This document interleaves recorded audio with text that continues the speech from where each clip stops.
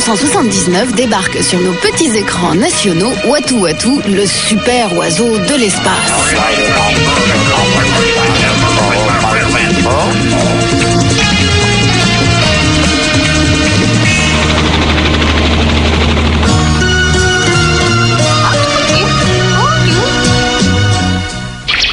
Souvenez-vous, la Terre est un endroit magnifique avec de petits animaux joyeux qui gambadent dans la nature. Malheureusement, de vilaines oies, nous les humains, la détruisons sans vergogne. Pire encore, nous nous détruisons nous-mêmes.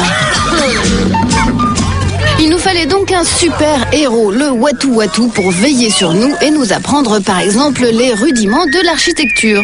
Pour cela, il lui suffit de siffler ses 3 amis stationnés sur la planète Auguste, lesquels se démultiplient pour l'aider dans sa tâche. Les Watu portent donc des pierres, se liguent avec le chien Credo pour échanger les plans d'un affreux HLM et en faire une résidence de luxe. Ainsi, les oies prennent conscience de leur vilaine faute de goût et sont bien plus heureuses. Avec Hubert Ballet, René Borg invente donc le Watu. Au fait, pourquoi ce nom bizarre ? Il disait, non, mais attention, je suis parti de Watt, mais aussi du mot voitou, voitou.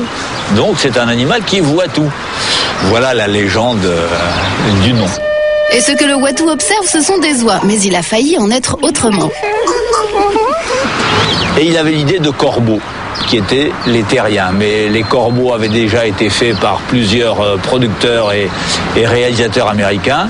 Et comme à la campagne, j'avais des oies, un jour je me suis dit, ah, et si les terriens étaient des oies, parce que mes braves oies étaient gentilles, apprivoisées, mais elles sont relativement bêtes. Voilà donc l'humanité rhabillée. Restait à imaginer le graphisme de Watu Watu.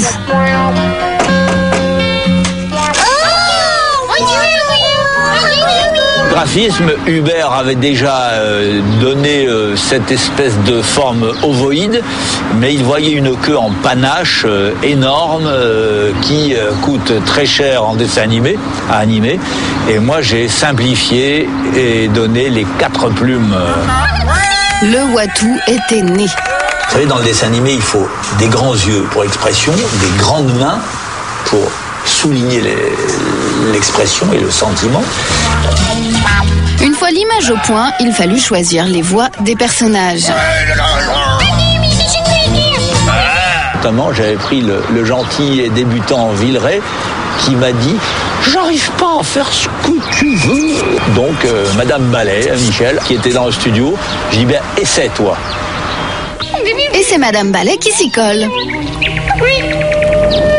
Elle devient la petite voix fluette du Watu, un rôle plutôt facile par rapport aux autres. Les pauvres, à la fin de la série, ont tous été déformés par un rictus. Puisqu'elles ont parlé comme ça.